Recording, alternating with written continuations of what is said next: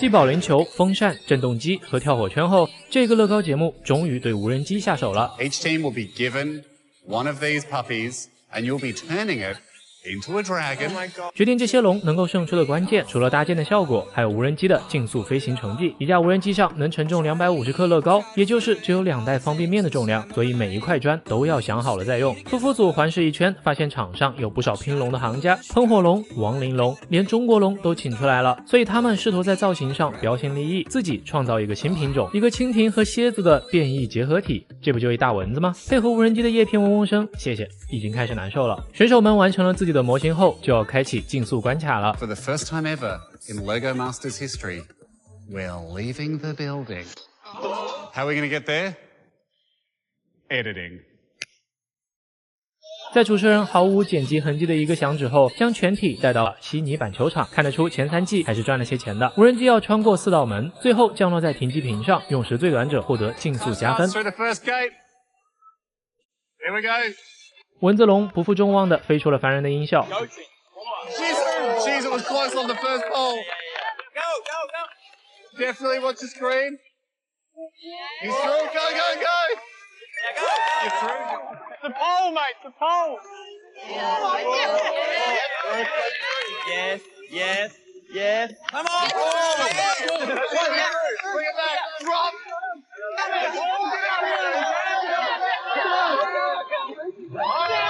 最后夫妇组的用时是1分13秒。看后面选手的操作就能对比出来，这个成绩是什么水平了。兄弟组从第1集就展现出了自己是拼龙高手这回事。 That's my favorite thing to make because you can be really creative and take a lot of liberties with mythical creatures.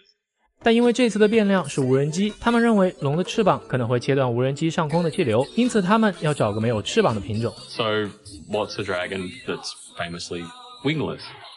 Chinese dragon. Yeah, you know, the little snaky boys. Have got to have a shorter snout. They got really funky eyes. 他们的搭建中出现了非常多的 NPU， 龙的前爪是烛台零件，后爪用的是萨克斯，眼眶是救生圈零件，造型上得到了评委的认可。 This dragon doesn't have wings. Does not. Strategic? Yes. Yeah. Chasing that speed point, huh? Yeah. It's a beaut little dragon. I really like it. Well done, Awesome, guys. thanks. Thank you. Let's get her on. Time to beat. She's off. It's a lot. Very low through the first gate. Oh my god, this is... 可惜的是，他们的中国龙在第2关时，因为无人机飞得太低，磕在了底座上，无缘加分。 Sorry. Even though I crashed, I still feel like we could win because it might come down to aesthetics. And we feel like Brickman really likes the build. Yeah. 欢乐组的计划是在无人机上做一只绿色森林龙，龙背上有一个小骑士。因为要节省重量，他们想到了一个只用1个零件就做完整个龙头的好办法。 It wasn't magic. I just turned it upside down, threw the tail off, and we had a hit. 评委看到这个创意都觉得很妙。 Chef's kiss. Cheers, mate. 姐姐说明自己从来没玩过无人机，甚至就连驾照也是最近才到手的。结果他们的森林龙在第2个门框上就翻车了，直接粉身碎骨。负责组这边更是不讲龙德，直接用一堆香蕉零件拼出了一个，反正他们自己说是龙的生物。正式竞速时由儿子操纵无人机，果然年轻人在这电子产品方面有优势，只是拐弯处耽误了一点时间。 You've got it. 最后通关成绩57秒。胡子小哥组想到了一个能缩减重量又节省时间又兼并美学的办法，就是拼一只骷髅龙。龙背上的巫师想要复活脚下的亡灵，没想到胡子小哥就像吃了德芙，一路丝滑过门。One to go. No way. Come in. 到停机最后只用了41秒。姐妹组做的是传统的西方喷火龙，连皮肤都是经典红。在第2道门前，经典红直接撞了个粉碎。能撞得这么准，何尝不是一种技巧？情侣组做的是蓝色冰龙，他们用迷你人仔零件放在额头上做龙角，整体重量比较大。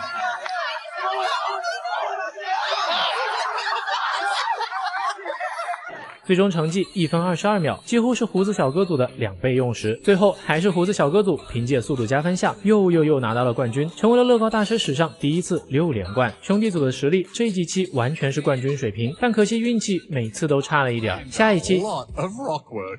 Wow, look how much you've done. My finger's just killing me. 这是一场看了就手痛的乐高比赛，本期选手们要搭建出一个壮丽的大方景模型，必须要做出强迫透视的效果，还有一个听了让人想回家的时长10小时。兄弟组因为前面连续陪跑了好几场，有点被打击到了。他们这一次的草图，左边是多段大瀑布，右侧放一个林中小屋。环顾了一圈现场，发现其他组的作品体量都比他们大，于是兄弟组采用了放弃规模、追求细节的策略，将动物和建筑模型都改成了微尺寸。Look like it's bigger by making recognizable features. How cute is that? Little bear. It's going to sit right there on the waterfall, catching some fish going over. 他们的风景是充满世外桃源感的山林，里面藏着某个钓友的快乐小屋。山林里少不了来自大自然的危险，一头站在河边喝水的熊，几只狼好像看到了山脚下的小屋。小屋里的一颗发光砖表明了家里有人的同时，也燃起了作品的一点烟火气。评委给出了少有的高评价。I think you should be super proud of this. And I reckon you've surprised, dare I say, shocked yourselves with how well you've done. Yeah. Well done, guys. Good job. 但评委没提到这个瀑布用简单的几种砖块就打造出了真实的流动感，再次印证了兄弟组极强的搭建功力。情侣组他们的关键词也是山、小溪、瀑布和一个林中小屋，不同点是他们小屋里住的是一位退休奶奶，这一下把 grand 风景变成了 grandma 风景。他们想营造出巨大的山体突出山脚小屋的与世隔绝感。情侣组其实做的也不错，但展示的时候正好在兄弟组后面，在学霸后面答题就有点尴尬了。可惜他们思考的时间太少，不仅屋子缺少细节，而且房子太大和山的比例不对，他们想要的兄弟组的那种感觉没有实现。到欢乐组这里终于不是山和瀑布了，他们的前景是一艘遇难的轮船，背景是悬崖上的灯塔。 On board with that. What's the black wall about? It's going to be the sky because we want the backdrop. We want the lighthouse to shine. So I want the night sky as the backdrop. 评委以为他们冒险的想法捏一把汗。 It's a big black wall. How does that become the sky? 当这面纯黑色的墙逐渐混合进了深蓝和黄色砖块，夜晚灯光散失的效果才开始显现。展示环节，节目组甚至贴心的为他们换了灯光和特效。 We've built a lighthouse and a ship in trouble. It's a night sky. I wanted the sky to become lighter around the lighthouse. A ship in distress.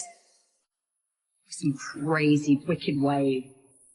10小时的比赛，欢乐组的姐姐在背景夜空上就花费了将近7小时。从最终效果看是非常值得的。夫妇组因为曾经去埃及旅游被震撼到了，他们想用砖块还原出记忆里的埃及，再增添一些探险故事。一对考古学家发现了被沙子掩埋的神庙，作品的布局和层次感都看得过去，就是说不出差在哪儿。而 Brickman 就很清楚作品缺少了什么。 I think it needed to be a whole nother layer higher. And it would have been great to see big characters like, Egyptian characters on the front of that, particularly because you have built that big wall. Using that wall then would have given a reason for it to be there, as opposed to we don't know what it is. Is it rockwork? You know. 胡子小哥组搭的是探险队去山脉中寻找泉水的故事，视角向下就会看到一条难以跨越的大峡谷，泉水就在峡谷另一边，养育着附近所有绿色的生命。故事很清晰，但峡谷做得太深了，以至于整条河流都淹没在正面的视野中。评委也认为他们这次发挥不够惊艳。 I'd also say that I'm not feeling that usual sense of high levels of detail, at least one thing to get me puzzled to go, how did they make that? 看来他们的6连胜记录就要在此次终结了。父子组做的是沙漠大峡谷，他们正在搭峡谷内不同颜色的沉积岩，但 Brickman 指出这些线条过于生硬。 Looking at these stripes, it looks like someone's shirt.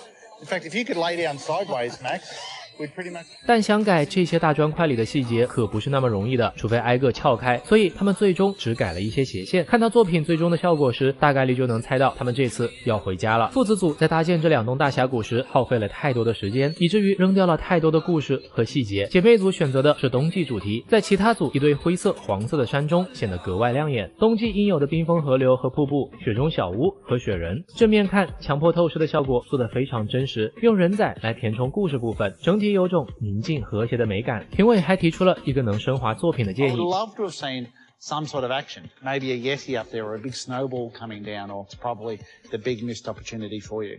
最终评选中，欢乐组的灯塔船和兄弟组的山林小屋挤进前2。山林小屋凭借着完美的叙事和超高的完成度拿下了第1名。父子组这边遗憾的成为了被淘汰的队伍。下一期。 Stand in their tracks.